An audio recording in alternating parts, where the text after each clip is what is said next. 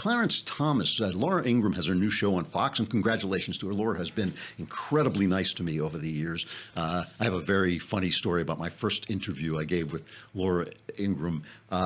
Should I tell that? Yeah, why not? It's just quick, quick diversion. I had just managed to try to convince the people in New York that I could sell books to conservatives by getting on conservative radio and on TV. And at one point I said to one of my agents, who was one of the smartest women I ever met in the business, I would learn something from her every time I talked to her. And I said to her, I think I can get on Hannity. And she said, who's Hannity?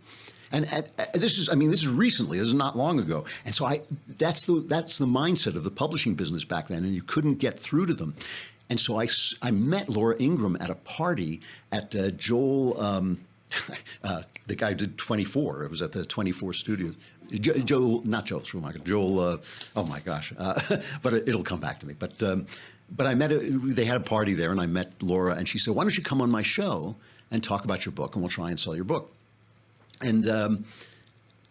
And I said, great. And I was so excited. I actually lost my voice. I got like laryngitis, because it was not just the interview that I was happy about. It was that I could finally convince the people in New York that people like Laura could sell my book.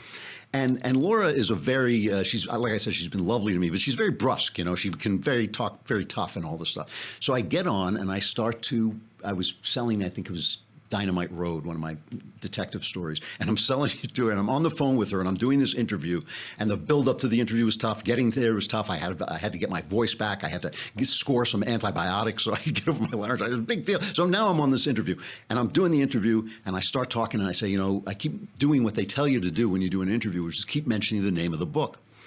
And I got about 2 minutes into this interview, and they broke for a commercial, and Laura came on, and she said, "Stop mentioning the name of the book. You sound like a used car salesman." And I was so terrified. I just was like, okay. And I kind of stumbled through the rest of the interview. The book went up the list on Amazon, and I actually did convince the people, it actually worked. I convinced the people in New York that this was an important thing, and it really changed my relationship with them and with the media. Anyway, Laura Ingraham had Clarence. I thought that was funny. Yeah. Because when Laura Ingraham yells at you, she really yells at you. So when